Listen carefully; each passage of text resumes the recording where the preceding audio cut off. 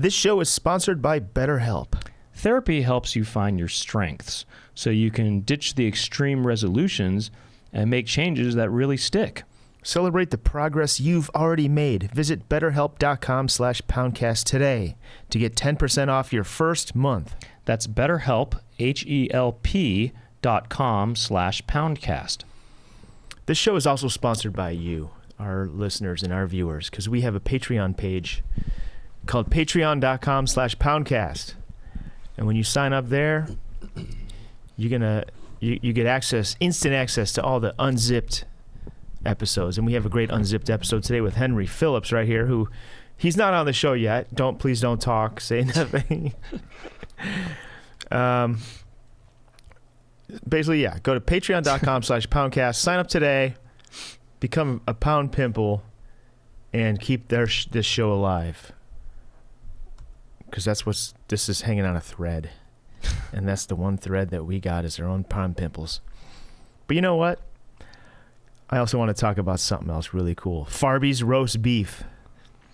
What is Farby's roast beef? Whatever it is, I want it. That's now. the new beefy, cheesy flavor explosion from Louisville Vegan Jerky. LVJco.com. Go to LVJco.com. You can add Farby's roast beef and cheddar, holiday dinner feast, any of the classic flavors. You could add these all to your cart and you get 20% off your entire order by using the code word Poundcast. That's right. Just use the code Poundcast at LVJco.com and get 20% off your entire order. They still have the Shelby Park honey barbecue flavor, Brent. They also have Pizzeria Supreme. That one's good. We've tested these. And Holiday Dinner Feast is in stock, which I'm going to add some of these to my cart right now. 20% off, Poundcast. There we go. This is made in Louisville, bagged in the USA, and it's got a shelf life of 9 months. I thought you were going to do the calculation. It has a shelf life of, let me just compute this. 9 months. 9 months. There we go. Yeah, gluten-free, animal, and cruelty-free, non-GMO, made in the USA, and a great source of protein. LVJco.com. Use the code word Poundcast today and get yourself a huge snack attack. What else do we got to talk about? YouTube. That's pretty much it. We're on YouTube, youtube.com/thepoundcast. We are filming this episode today at the All Things Comedy Theater.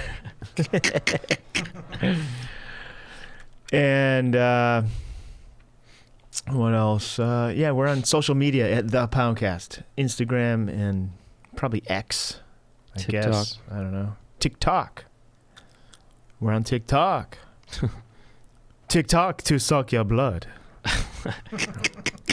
I don't know. What does That's Dracula good. say when he's on social media? That's really good. TikTok to suck your blood. I think that's about it. Yeah.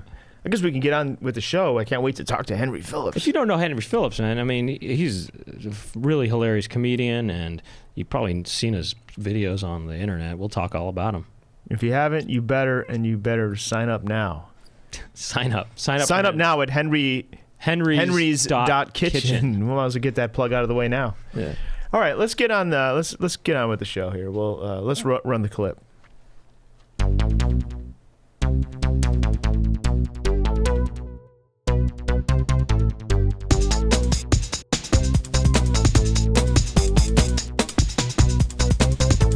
Doug and Brent talking to each other. Doug and Brent, what will they talk about today? Doug and Brent are talking to some pimples. Doug and Brent will talk to their friends. And Doug and Brent talking on the Poundcast. And we are live on the Poundcast with Henry Phillips. Welcome to the show, Henry. Hey, what's up, guys? Thanks for having me. We are both Jash alumni. That's right. You and I we're basically the same guy. I mean, in a lot of ways. We had the two best shows, on Jash, Me and, our show and your show. I loved it. Your show was called show so much. You and Your Effing Coffee. That's right. That was a good year, 2013. It was an explosion of good content. Great year for funding yeah. of content. It really was. And then you had Super Deluxe. Did you do anything with that too? I never did. No, I was a fan, but I was never on that. And you got into Go 90? Go 90. Yeah, that was, what was that? Like an experiment? Remember Go 90 like paid did? For Jash somehow? Yeah. It was like, so somehow I found myself giving a tutorial on it. Really? Made a real weird video that's on YouTube. And it just sort of came and went. It's like, Now, Henry's Kitchen, that was just self-funded at first, or what? Yeah, okay, so that, I remember I went to the Montreal Comedy Festival, I think it was 2011, and I think I can confidently say this now. Back then I didn't want to admit it to myself, but it was really sort of the end of my life as a live comedian, because I just felt like that's where, if it's going to happen for you, it's going to happen there. And I was in a primo show with all of the best of the best. New faces? No, I was actually in the music show where it was like Craig Robinson and Dr. Ken. Wait, what year was that? 2008? This was 2000. Well, wait, Well, I did it 11, twice, so I might 11. be getting mixed up. But 2011 is, I think it was the second time that I did it. And yeah, so that even made it more, because it was a second chance and everything. Anyway, it was, I didn't have bad shows, but it was just, I literally read a review of the show the next day, and they mentioned everybody except me in the show. And they were like, this was the hottest show. And they just didn't even mention me at all. And there was one moment when I was sitting there kind of depressed. I'll never forget this. And I saw Jeff Ross that I knew from back home. We played poker and stuff. And I was just sitting there feeling kind of down. And Jeff Ross, of course, is a big guy in the business. And he said, "Hey, Henry." And I remember being so excited that it's like, oh, cool, Jeff Ross is saying my name. And I looked over and I was like, "Hey." And then he went, "Go fuck yourself." Okay. He was joking, obviously. Right. It's freaking hilarious. That And I don't hold that if he was against like, him. "Hey, Henry, I didn't hear you did a show last night." Yeah, exactly. I didn't yeah. hear you did a great show If last he knew. night. Yeah. But anyway, he's friggin' hilarious. But it was just so funny, because that just describes kind of how I felt anyway. And I was like, I'm gonna literally go fuck myself. So I came home. I was going through a bad breakup. I was drinking a lot, and I'm still drinking too. But anyway, I started watching all these YouTube videos because I wanted to get my health in shape. The first one that I saw was a girl teaching how to make asparagus. And I was like, okay. Like how to grow and asparagus. yeah, she was how to like cook it. Just how to cook it. Uh-huh. And she was talking about how you have to like bend it in a certain way and it'll break naturally. And then I tried to do it and it didn't work. And then there was another guy that I saw that was like in his attic with low lighting, and he looked a little like a serial killer. And these are hard to find now, because now they're all taken over by the professional YouTube videos, like, Gordon Ramsay or whatever. But back then it was just like this just plethora of like just middle-aged guy in his grandma's attic or something like that. And he was just talking about chili, and he's like, a lot of people say, do you have beans in it? Do you not? Look, I don't want to get in a controversy or whatever. It was just like, I was like, this is really wild. So I just thought, for fun, I'm going to make my own video, my own cooking video. And I made a French toast video. And I just kept staring into the camera, and I just was by myself, and I literally could not keep a straight face. Like, and I don't have the outtakes because they were on a hard drive, but it just, you feel like you're going crazy. Laughing? Yeah, I was just like by myself, you're by yourself, looking and I couldn't even get through it without laughing, because I was, so that kind of told me, it's like, I think I'm onto something here, because this is so enough takes, and eventually I was doing it seriously. And I remember I sent it to Chris Fairbanks, who's one of my best friends, and I said, hey man, is this funny? Is there anything here? And I said, don't share it with anybody, goes, "Go because fuck I'm still probably no. So he goes, he didn't even respond, I don't think. And all of a sudden I saw that there were like 3,000 views on it, and I was just like, what the hell, man? Because I was trying to. You uploaded it? Yeah, I told him I uploaded it as an unlisted, and I said, I just see if there's anything here. And he just shared it with everybody, and it went around the comedy community. And I was like, in retrospect, I'm like, well, it's a good problem to have. I was kind of bummed out because I wasn't finished. I was going to trim some stuff or whatever, but you know, it was sort of a sign. And then the following one that I did the following week was Chili for One. And then it was like 100,000 views, I think 200,000 I remember views. that one. Yeah. Was that on even MySpace? No, that was YouTube. Okay. But this was I don't know why 2011. This was probably I thought MySpace. But. This was August of 2011. So it was a little bit of this failing upward thing. I was just like, wow, I just came from the worst. And I kind of feel like I closed a chapter in my life, you know, with the live performance, and then I started going into this thing. Anyway, just to give a cap to the story, so a few months later, I was playing in Montreal at the Comedy Nest. Wait, real quick. Yeah. So you went back? Oh, I was back on the road, laughs, and then you went back to Montreal. Yeah, this was just a regular club date. It wasn't the Montreal Comedy Festival, but that was sort of my living at the time. I had all these dates, and I remember being in. Or there were a bunch of young people in line at the podium. By the way, I feel like I'm talking way too much. No, I like that's this. Usually we have to talk. No, you're a perfect guest. And by the way, everything I'm saying is total bullshit. No, too. it's total gold. No, it's pure gold. I like it. No, so I was at the podium. There were a bunch of young guys there, probably bilingual. They had like French Canadian accents, and they were like, "Who's the comedian here tonight?" And I'm just like, it's always a humiliating moment for me because. There wasn't a picture of me, but the guy who's working at the podium was like, it's Henry Phillips. He's been on the Jimmy Kimmel Show. He was on Comedy Central, has his own half-hour special on Comedy Central, did the Montreal Comedy Festival. And they're like, all right, well, we never heard of him. And then they turn around and start walking away. And I was behind them, and I had my guitar. And they all, and this sounds like a bullshit story, but it's totally true. They was like, it's the cooking guy. That's the cooking guy right there.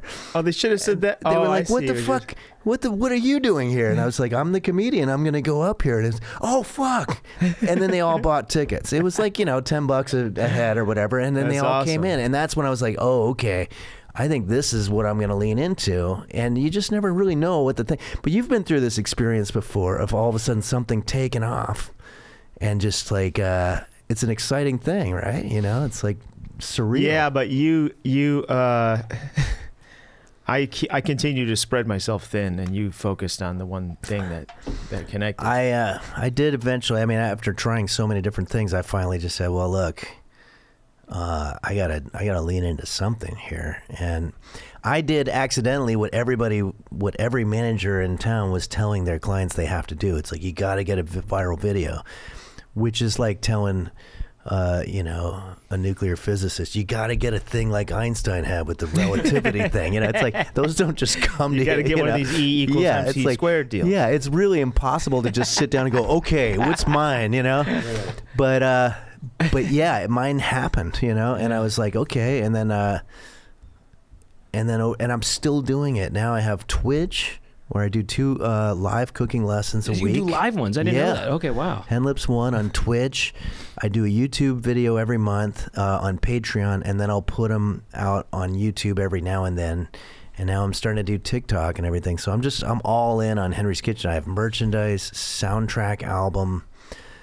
Yeah, I noticed. I checked out your Patreon, and you even have the outtakes there. So yeah, you're still cracking yourself up. I've got outtakes. Yeah, do you still film it yourself? The outtakes are boring because it's just me standing there. Although there's one where Brendan Walsh and I did an episode that was making us laugh so hard that we couldn't stop laughing. Well, my favorite is what was supposed to be the finale. Yes, and which you were fantastic. I'm briefly in it, and I'm so honored to be in there, but. That scene at the bar is so funny, and Brendan's in that. Where everybody recognizes me. Yeah, for the everyone song. recognizes him from the song, and it's so funny. I watch that still repeatedly, and Thanks, it's so man. hilarious. Well, that's great You've to seen hear. That, right? What do you mean the finale of what? I was trying to. I actually needed to go back on the road, and I had set up this every week thing. So I was literally trying to close off the whole thing. I remember not thinking, well, this isn't yet what I want to do for the rest of my life. So I made a finale where it was like a dream sequence where I was at a bar and I got recognized for being the guy who wrote the theme song for Henry's Kitchen, and then everybody. But yeah, we had Brendan in it, Brian Hennigan, who's Doug Stanhope's manager, and then Lynn Shawcroft. Who else was in it? The actors, yeah, they're all so really many funny. people, The acting in that scene, the bar scene, it's just this really funny kind of. It's like it's like a kind of a cliche kind of situation where he just gets everything, everything. His dreams come true, kind of. The girl, like in this really stupid way, the girl that had refused me earlier was suddenly attracted, and then it's so funny. But then and then it goes back to reality, and then during sort of the credit reel, we find out what happened to my birthday dinner, my pork chop and he finally made something good, cheesecake, and it got stolen or disappeared out of nowhere. Well, don't spoil it. I got to watch this finale. That's right, and then we do a flashback, and you'll get to see Brett and Taylor Williamson close the whole thing off, and it was really fun. But and then I was like, well, but I want to still make more videos. So how do I get out of this jam? So I just started calling them the lost episodes. Yeah, we kind of did that with Poundcast. Did you do that too? Did we called them 0.5. One they take place earlier in the 1.5 when they take place within a certain time frame that wasn't. It's not the last, but it's like earlier on. Yeah. Yeah. That's exactly what I was doing. And you also made 2 features. Yeah. And Punching the Clown, that's your first feature? Yeah. That one's on YouTube, and I only started watching it yesterday or 2 days ago, but it's really good. I haven't finished it yet, man. But it's awesome. And it's become, so that one, yeah, how did that come? how did you do that? Goes all the way back to like 93 or 4, or maybe 92, but I was at college. I was a political science major at UCLA, and I would always sit next to this French gentleman, Greg, and then you're from LA, we just right? Yeah. Okay. And he was straight in from France.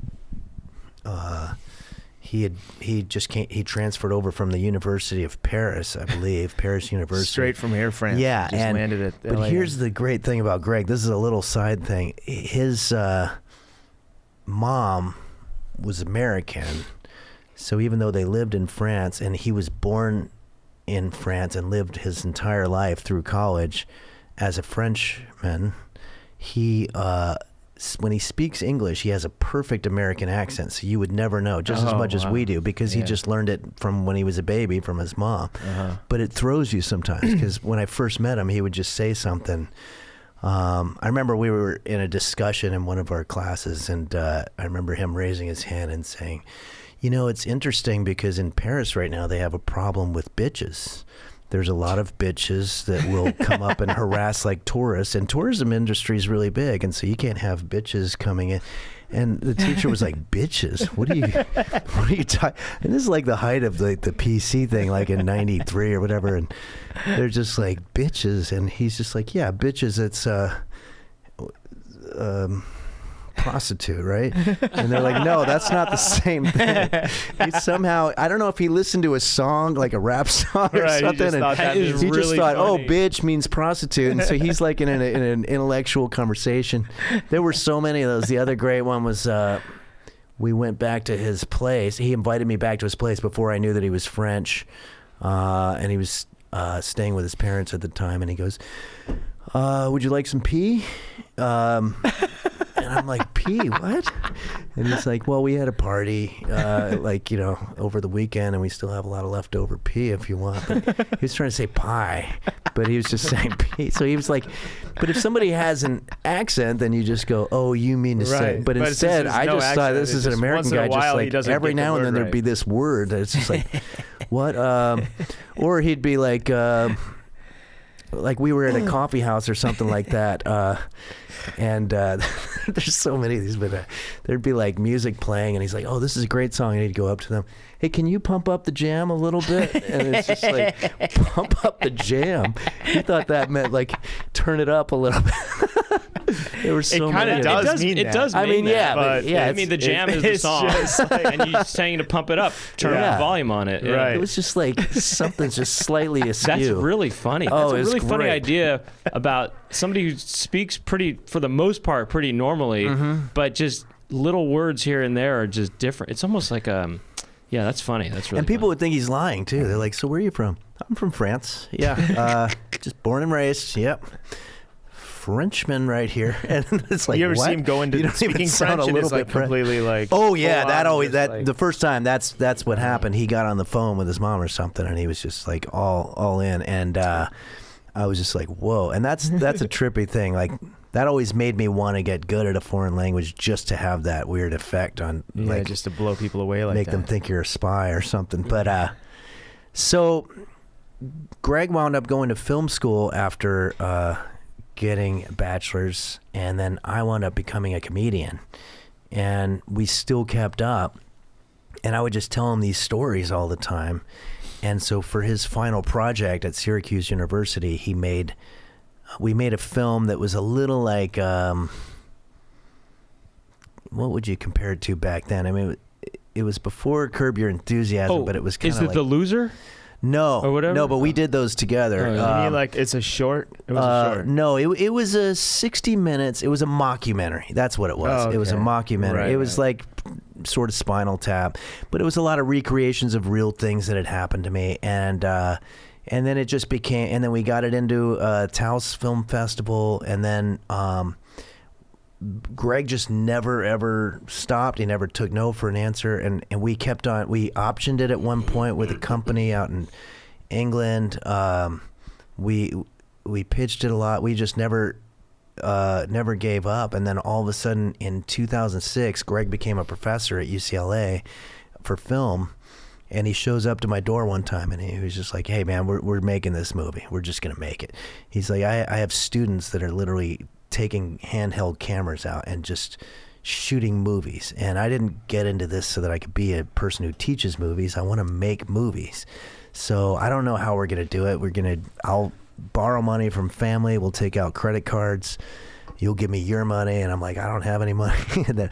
But I did have two cousins that kicked in about $25,000. And so for about $125,000, we made a feature film. And you could see it on YouTube for free. So if you're wondering how it did, but did you get the money back somehow? it was on Netflix in the early days, and I think it generated about $6,000 every quarter for about 2 years. But the movie only got half of it because there's a distributor who gets half, which is like a distributor is literally just a guy who's got a card that says distributor, and that's literally, Yeah. I don't know how that racket works, and I don't mean to offend any distributors out there. They're probably like, well, no, we do more than that, but yeah. So I think what would that be, about $12,000 times two? Yeah, total. toward the $125,000. Yeah. So Are those cousins mad at you? well, no, because I still hang out with them. You're like, and I don't one really of them- know. Well, we haven't talked since then. Well, one of them is doing very well. He owns a bunch of parking lots in Toronto, so I'm not too worried about him. But yeah, to me, it's all about the art. I don't care that Greg lost all his money. You know, it's just I got to have a movie about me, and that's the important part. No, but yeah. So, but I love watching it because now it feels like, because it's right before everything was social media. So it's and it's right before everybody's got cell phones too. So we have a whole scene with Derek Waters in the I don't know if you got to that part yet, in the canyon with the bad service, and there's a lot of problems that wouldn't happen now because of GPS and Google, and we never at any point say Google it. You know, at some point somebody says, Yeah, I'll well, call there's that info. scene where the woman is like, "What's this song?" Yeah, And I was exactly. thinking, yeah, like, this is before Shazam. You just Shazam it. Yeah. And in that very scene, because we made our own celebrity, and then we have the girl working the retail gets starstruck. Yeah. And the line that we had for her was, "Oh yeah, you're all over my MySpace," you know, and the girl was a 17-year-old actress, and she's just like, no, but don't say MySpace. Nobody does MySpace anymore. It's Facebook. And so we're like, all right, I don't know what that is, but yeah, sure. And she bought us like a lot of extra years on it because the MySpace would really be kind of weird right now. Facebook would still hold too. Yeah, I mean, no, it's that's still, right. It's still going.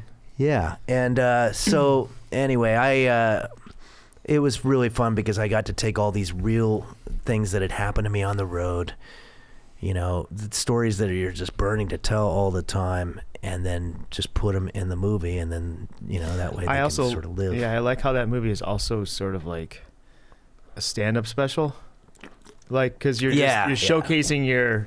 There's a lot of stage time on there, you know, like your songs. That was you just kind of let those songs. That was the part that I was the least excited about. Did you feel like that was like just filler or something?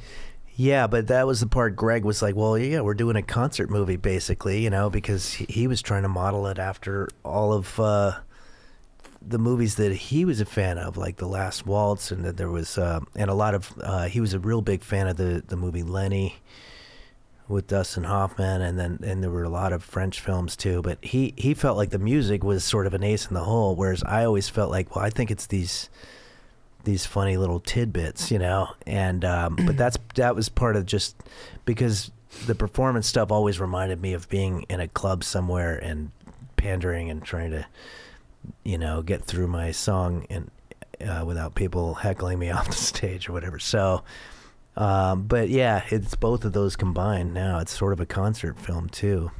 We did it at Molly Malone's down there. I really like I like Punching the Clown. I saw it some years ago. On Netflix. I think when it was on Netflix, actually. Oh, okay, yeah. But I love that Loser series. Oh yeah, that was something Greg and I did in the meantime. Those are so funny. Those are still out there. It's called The Loner. Oh, The Loner. Sorry, that's what it is. The Loner. Yeah. Dude, it's The Loner. No, I'm just. It's really funny. No, but that is the idea. So there was we did have this option deal with Mr. Mudd, the company that made Juno eventually, and it didn't eventually pan out, but they worked real hard trying to get us, you know, funding for the movie. We had a script and everything, and then, but in the meantime, something fell in their lap where IFC had this idea where they were like, we should put like short form videos on the internet. Like people would watch that, right? Like you just put a funny video, like 3 minutes, and you can play it on your internet. And so we were like, all right, well, and so we got together, Greg and I, and we basically took a lot of stories that actually happened to me in real life.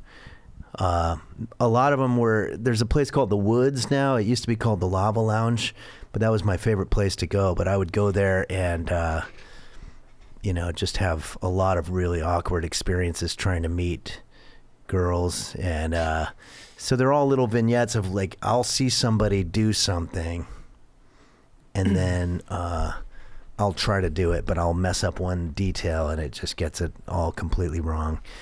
You know, one example was, and this is a true story, I was at the bar at the Lava Lounge one time, and I was just sitting there by myself, and I'm sitting next to this girl who was really beautiful, and I was like, okay, just got to get up the guts to talk to her or whatever. And then some other dude comes in, and he's really good looking or whatever, and he comes in, he says to her, This is classic. oh, sorry, no, okay. The dude was sitting next to me. The girl comes up in between us and says, hey, can I get a gin and tonic or whatever?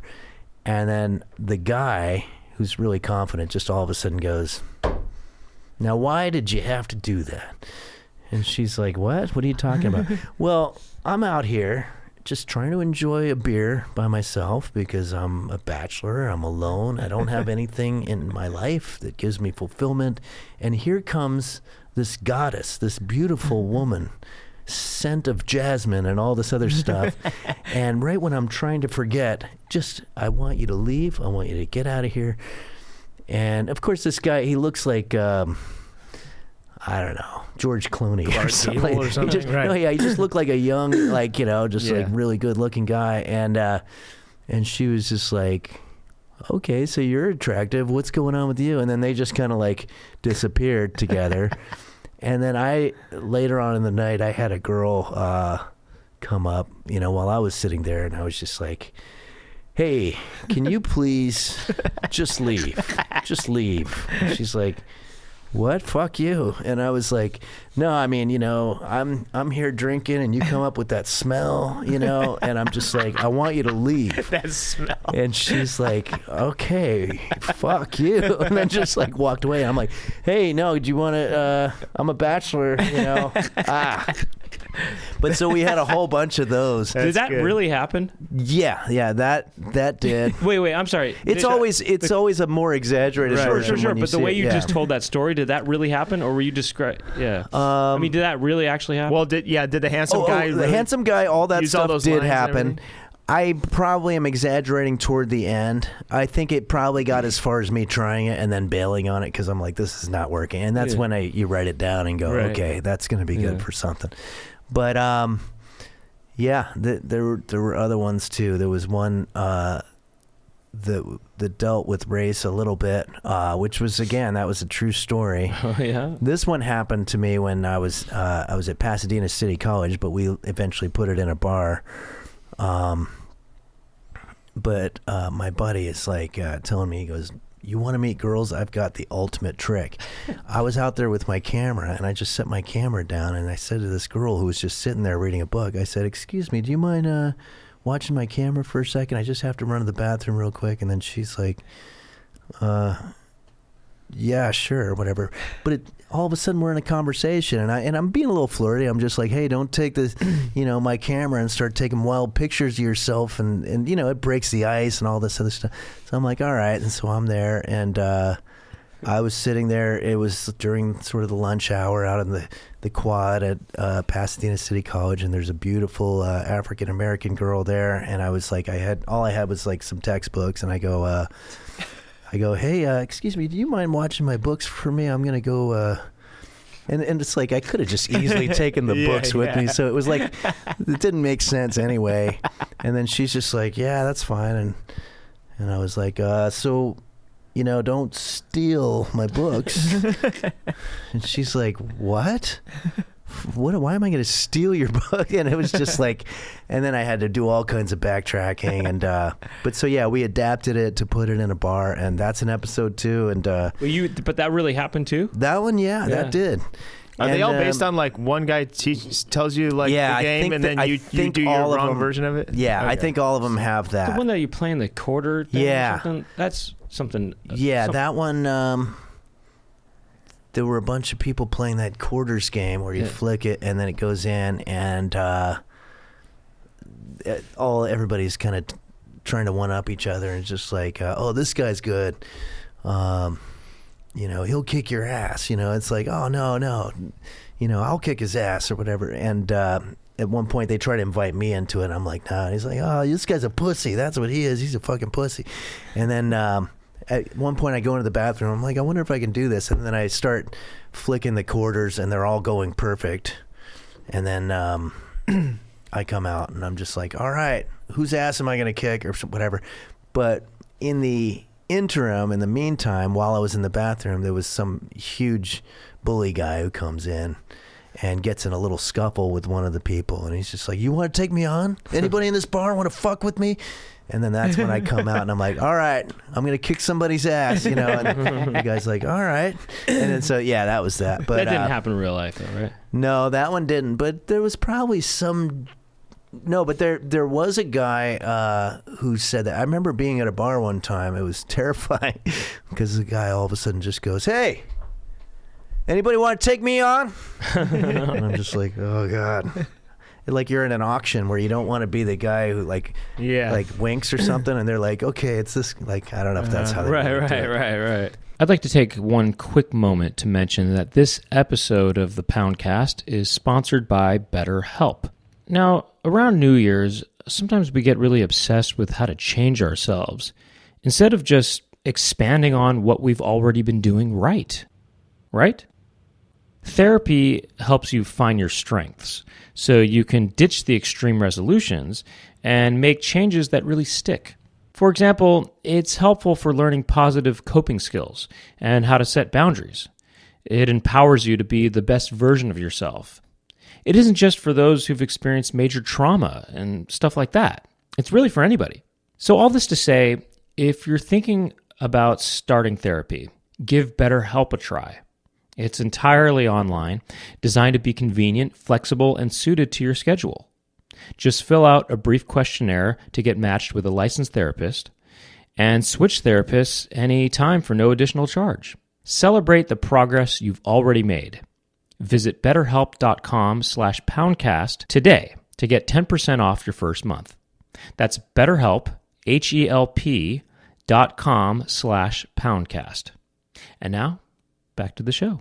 Yeah, I got a question for Henry, but I don't want to. If you, it's a kind of not about your stuff. It's about something I've asked you about in the past. But Sure. Did you have anything you wanted to ask or talk about? Well, we could keep talking about this. Ask your question. Well, I asked you about this in the past, and I was kind of curious more about it. But you in high school, you went to high school in Los Angeles. Yeah. Where'd you go to school? Glendale. It was La Crescenta. Yeah. And I remember asking you about stuff, and you were pretty popular in high school, right? No, you weren't. No, I But wouldn't weren't have you said kind- that. I thought I was you were, medium. I was kind of. Medium? I was kind of where a little bit, kind of. I don't know what I perceive myself to be in the comedy scene too. I'm not. Completely unpopular, but I'm certainly not one of the cool folks. You But respected. really? okay. I thought you Maybe. didn't you, but you were kind of some kind of stud in high school or something, right? No, this No? is somebody Where are else you you were getting this talking to. From him, I thought you had long hair. So you're saying I told you I was a stud in high school? something like no, you didn't say it in those words, but no. that's the impression I got. I did have long hair. That's the impression I got. You might have seen a picture from me and thought it looked cool, but no, I did have long hair. I was all into metal and stuff, and but I was not. It was like 5 dudes, and we would all talk about Iron Maiden, and You didn't get a lot of girls in high school? No, Really? not at all. I didn't even go to my prom. Really? Didn't go to my prom. I went to Damon's Steakhouse, Brand Boulevard. I know Damon's. I've been there. Instead of going to the prom. And to this day, I'll sit there at Damon's Steakhouse and get drunk and just tell anybody who will listen, I didn't go to my prom, right? I came to here. And that's always a good thing for the ladies. No, I'm just kidding. I did a funny move at Damon's Steakhouse once. Pretty sure it was Damon's. It's a great place. It's kind of an inside baseball story, but we used to do these. I used to play poker with some group of friends, and we would do these dinners, like the winner of the season. You kind of tally up how many people really? won Okay. first, second, and third, and the winner gets to pick where they want to eat dinner. And basically, if you'd won before, you get to show up 15 minutes early and have drinks and talk about being a champion. It's all like kind of Nice. bullshit. It's like, it's just, it's just kind of a dumb thing. Where it's like, you can't show up, dude. Like, you're too early. Like, one guy came too early. Yeah. And he bought us beers, and he was like, had them sent to us, like, Yeah. and we were like, send them back and dump it out right in front of him. That's So awesome. the bartender's like, okay. They go up to him, and they do us like this. That is great. That is awesome. It was a good move. Yeah, I love it. Anyway, Damon's. That place is great. By the way, because I've just talked about myself this whole time, but you guys were Everyone great. knows everything Both of you about guys us. were great at that show we all just did a month ago. at Neil opening for Hamburger's Neil show. Hamburger. That was a The whole killer show. night. Whole show was really good. I mean, It was a great super show. fun. Show I You would- did some break dancing, if I remember correctly, That's right. and that You was know what? awesome. Yeah, Andre Highland put me on the spot. He did his talk show, and he asked me to be the guest. Have you ever been the guest on his show? No, I haven't, but I'm a huge kinda Andre Highland Yeah, he'd fan. pitch on the spot with all these kind of questions, and I think I know how to. I know how to be a guest on his show, Okay. where you have to just answer honestly and kind of go with it. Yeah. But then he's asked me, you used to break dance when you were a kid? I'm like, yep. And he's like, what about tonight? And then I was like, oh man, I have to do it. Anyway.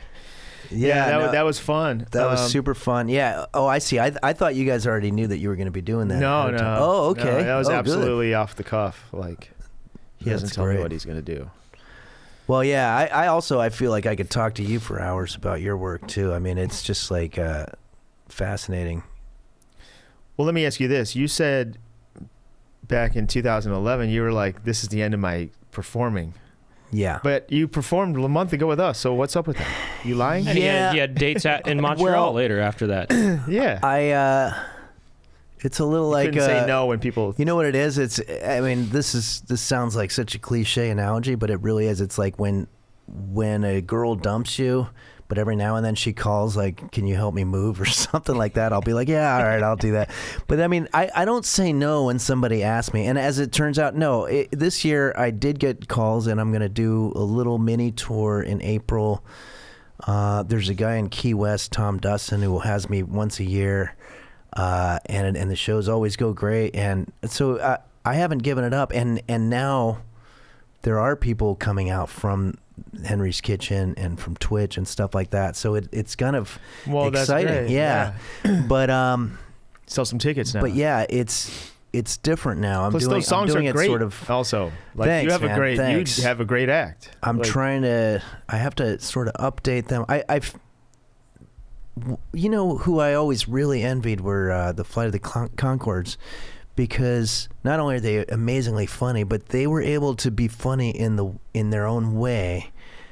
Not to pity myself or anything, but like I kind of chose that club circuit, and you probably know what I'm talking about, like where I was doing like what were some of the, like the Funny Bone or whatever, in certain places where. I mean, I remember doing the one in Dayton, the Funny Bone in Dayton, and just having the most miserable set of my life, and people walking out. The rest of them started talking. I didn't want to make eye contact. They were bored. They were just flat out bored with everything that I was doing. Yeah. So I started having to learn, because I was like, well, I want to get the paycheck at the end of every week. So I started making the jokes faster, trying to... just sort of like kind of dangle keys the whole time and just make sure that I wasn't. And some people are great at that, but to me, I think I lost a subtlety or something. There was something that was going on here in LA that I lost when I started doing that. So, but I feel like the Flight of the Conchords never really did that scene that can kind of destroy your act if you're trying to be unusual or trying to be more nuanced or whatever. So it's funny that you mentioned Flight of the Conchords, because you and the Flight of the Conchords have something in common, which is there's more musicality to your musical comedy. A lot of musical comedy acts, I feel like their music is really basic in a way that can even sound really corny, but there's musicality, though. It seems like there's more. I don't know. It's just something I started as a musician and wanting to be a musician, so there's more. A lot of times, musical comedy these days is someone playing a really kind of simple chord progression and almost just talking over the music. Yeah. There's not even any melody or anything. But Flight of the Conchords and you, there's more musical dynamic. Well, yeah, there's they clearly melodies must and have been better chord changes. There's well, more they must sophisticated have been chord totally changes. into the music part of it before even the comedy. Yeah, I think that for me the comedy was an afterthought. I was literally like, is it true that you were trying to be like a folk singer? Yeah. And then nobody was in. So like, because you say it in the movie, and I assume that's kind of true. Yeah, if you thought comedy was a tough gig, I mean, trying to be like a singer-songwriter, that's really tough. I mean, I don't even know how some people are able to do it, but you went to school for music later after right? Or something? Yeah, in 2008, I started taking orchestration classes, thinking maybe I could try to be maybe a film scorer. I was trying to figure out what I was going to do for the rest of my life. What's an orchestration class? Learning how to write for an orchestra, going like this kind of thing. Yeah, exactly. So Violins and cellos and all that stuff. Orchestration is this, Doug. UCLA Extension teaches a whole film scoring certificate there, and I got about 3/4 of the way through, but then the comedy stuff started happening. I think in 2011 I was still in those classes. So yeah, there's a song called "The Whore of Sausalito" that I have on my Henry's Kitchen arsenal or whatever. What's it called? Archive? I don't know what the word is I'm trying to think of, but repertoire. But that one I went all out on the string arrangements and stuff, and I kind of used that. Did you do real strings? No, I did. You did them on the computer? I did them on the computer, but that was part of the class too, is to try to get those sounding as convincing as possible. And so that one was pretty fun. But yeah, no, music is something that I love, and I think it's kind of funnier when you're doing it and you have a realism about, like I'm trying to think of an example. Well, like we probably know comics that are good at impressions, for example. Like Brent. Like Rich Little or... Yeah, exactly. But to me, the best ones of those, I mean, Dana Gould comes to mind, my friend Mike McRae. If the bits themselves would be great, whether they were doing the imitation or not, but when they bring in the imitation, it's so good that it just sells it that much harder. Like I guess that's what I'm saying. That's why, like, if you're doing a musical joke, I think the joke goes over better if you're actually doing the music for real. Right. But yeah, no, that's what I really wanted to do, but that's like impossible. So do you have some sincere songs that do you still have those? And would you ever play from those? way back? Yeah, I have a song called "That Way," which I've pulled out recently, and I was like, well, for one thing, I kind of stole it for a comedy song anyway, because it's so sincere. But yeah, it literally is cringe. Like it's really cringe.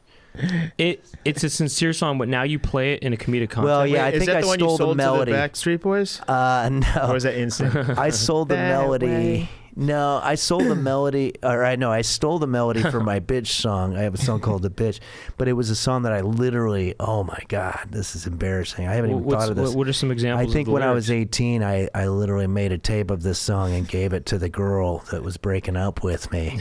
And I was just like, I'm going to walk off into the sunset, but I just want you to have this tape. It's a song I wrote for you.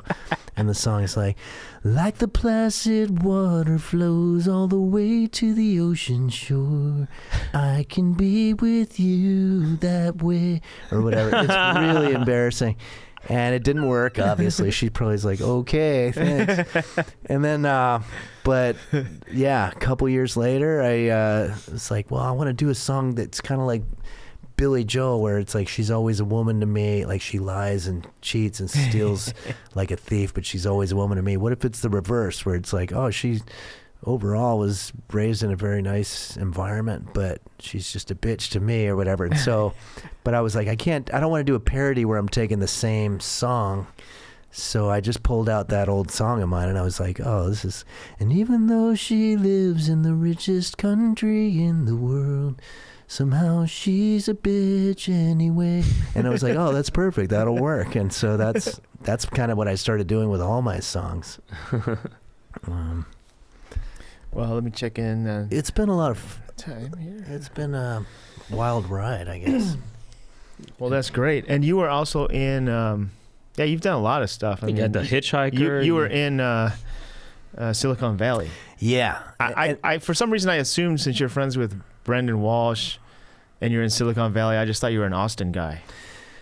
No. But I guess not. Why does Austin have to do Silicon Valley? Houston was... Well, because Houston Judge, was what's his name? Mike Judge. Oh, Mike Judge. Yeah, he's the creator of it. I said Brendan Walsh. Well, and I met Brendan Walsh. Right. He used to live in Austin. When I met him, he was living in Austin. Yeah, right. That makes, Yeah, Houston was a second home for me when I started doing the road. Like back in '99, Doug Stanhope took me to Houston. So I had all these friends from there. And then I started sort of living on the road. And the Houston-Austin connection was pretty close. That's how I got to be friends with Chris Fairbanks, Jim Hamilton, those guys from bunch of them, Austin Howard too? Kramer. Yeah. I mean, Chris Fairbanks, as a comedian, is from there, but he's from Montana originally. But but as a comic, he's an from Austin comic. I always thought, and so, but no, and so Brendan and I think was more because of Doug Stanhope. We were both in the same boat where we were just guys that would open for Stanhope and engage in shenanigans. And then, but then also Mike Judge I met at a poker game, and then somebody turned him on to the movie Punching the Clown, and he liked it. And then somebody turned him on to, I think it was Daniel over there at Jash, turned him on to Henry's Kitchen, and then that eventually became like with the Silicon Valley thing. It was kind of the dream. It was like, can you do basically the Henry's Kitchen guy as a part on Silicon Valley? And I was like, that's the only thing I'd feel comfortable acting. Like, I'm just not, unless I'm acting scared, because I really am scared. Like, there's no other kind of acting I think I could do. Because you go down there, you're on a set with like, 100 people and walkie-talkies and green screens and computers and everything. And it's like, then the red light goes on and it's like, and there's famous people and everything. And you're like, if I just said something wrong now, they're going to have to stop and everybody's going to be like, oh, come on. And it's like, it's a lot of pressure. I'm sure after a while you feel like it's no big deal, but I was pretty terrified. But it worked because that's the way I'm supposed to look in the show. So that worked out. Well, that's cool. Do you have any shenanigan stories with Doug Stanhope? Well, yeah. Do you still talk to him? Every now and then. Does he still drink like crazy? I don't know about. He was drinking when I saw him about a month ago. But yeah, I think he does. That's my guess. That's kind of like what what he's known for. I don't know what he's up to right now, but he was drinking a month ago. Yeah. Pretty much. I mean, I don't know if he's drinking at the moment. No, we did a tour in 2012, a 38-city tour of the UK, and this is after we had been friends probably for about 15 or more 38 years cities in the UK? Time. Yeah. Like, does that include Ireland and not Ireland, but we did Scotland. Okay. 4 cities in Scotland, and then 34 in England. Wow. And oh man, the laughs, like that guy just kills me so hard. There were just so many things, but yeah, no, I've got stories that go on forever. I'll just do one that comes to mind from, we were in Vegas many years ago. This was in the 90s, and it was at the Rio. We're staying at the Rio, and we're sharing a hotel. And at one point, I mean, this is one of like thousands of stories I have about him, but at one point he said, well, I'm going to invite a lady over, so if you don't mind disappearing for a second, that would be great. And I'm like, okay. So I went around, to Vegas or whatever, did my thing, and then came back, and he was there. And then at that time, you could go on the hotel TV set or whatever and somehow see what your bill was for that week. There was like a running tab. And I said, why is it says $25 for a movie or something? And I looked, he's like, what, $25? No, I got a porn, but it was for an hour. And I go, well, it says here $25. And he was just infuriated. It's 25. It says 99 cents an hour, or it's $1 an hour. It's like, what the hell? And so then he called downstairs, and they go, yeah, no, sir, we sell, it is $1 an hour, but we sell it in 24-hour increments. And he goes, 24-hour increments? Well, who's going to watch porn for 24 hours? He goes, all right, and he hangs up, and he goes, this is why they do this. Because Doug is an extremely, savvy, smart guy when it comes to all these, he was like, they do this because they know that most businessmen or whatever are just too embarrassed to go down and complain about the porn. But I'm not, so let's go. And so then we went downstairs, and Doug had his trench coat on and a cigarette dangling or whatever, and his hat on, and there's a line with 30 people waiting to check in. Right. And then Doug just goes right up to the front. Who watches 24 hours of porn? Who? That's what I want to know. I just put porn on my room. They charged me $25, even though it's $1 an hour. Do you, sir? Do you do? And then everybody's kind of laughing, and they were like, "It's okay, sir. It's okay. We're going to take it off." And he's like, and then he had all this other. He's like, also it says XXX, what? It's not XXX. XXX means there's a money shot or something. And, I don't know. He was just going off on it. But I was like, this guy is brilliant, because it was They probably comped He's his whole absolutely room. right. The entire reason they do that is just to exploit the shyness that everybody has about complaining about that stuff. So was the porno the woman he was going to bring back? Oh no! I think that that's what I was thinking. think they watched it to get in the mood or something like that. You know, I don't know. Okay. I should have mentioned that part of the story. Have you ever done that where you tell a story and then there's one like detail that you just leave out? It's not until you're watching it later. Well, maybe that's what he meant, though. In a way, I'm going to bring a lady back. So I thought that would be hilarious. Oh, the lady was she was on screen. Debbie Diamond or whatever. You know, she was Debbie on. Diamond. You know, she's on my screen over here.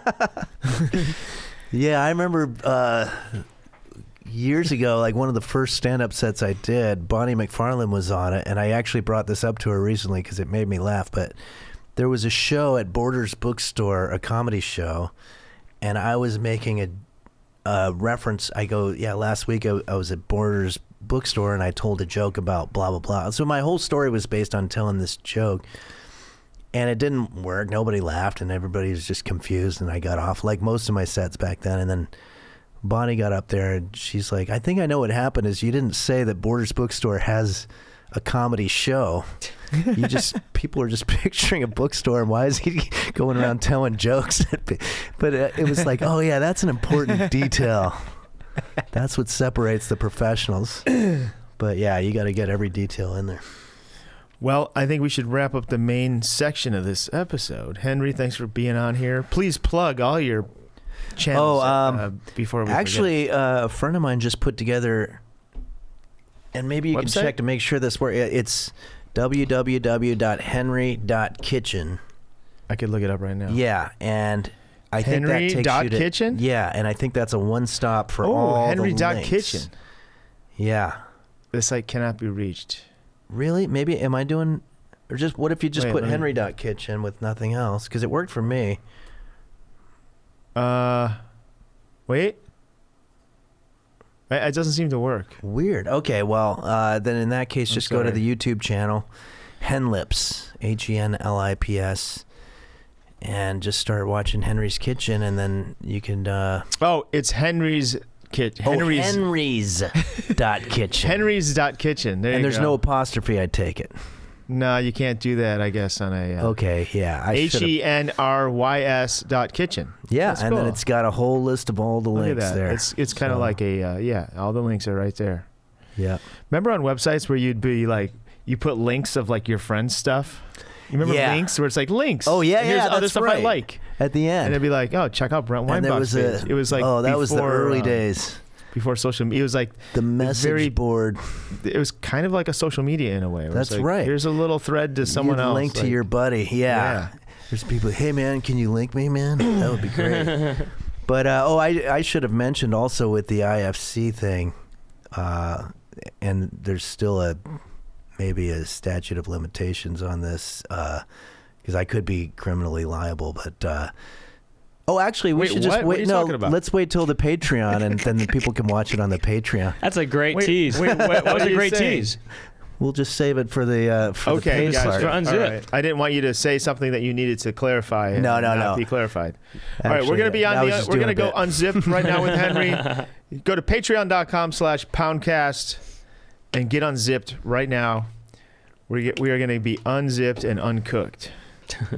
With Henry from Henry's Kitchen. He's the kitchen guy. That's right. All right, we'll see you next Hey, thank you to Aaron Bruntgart. Thanks to Aaron Bruntgart behind the boards. Aaron. Thank you to Jack Birch, sweetjack.com on Instagram. And thanks to Henry again for being here. Henry Phillips. And we'll see you. And check out Punching the Clown. Good to be And here. Punching Thanks, Henry also, I guess. Is that on YouTube? Punching too? the Clown 2. Punching Henry is the sequel. That's on Tubi. Tubi. Oh. Yeah. Or not Tubi. I guess. It's on both. Maybe, it's I think only in the US though. Mm-hmm. Okay. All right. Peace.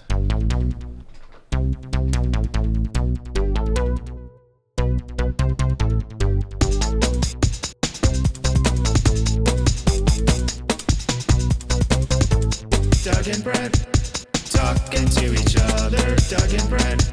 What will they talk about today? Doug and Brent are talking to some pimples. Doug and Brent will talk to their friends, and Doug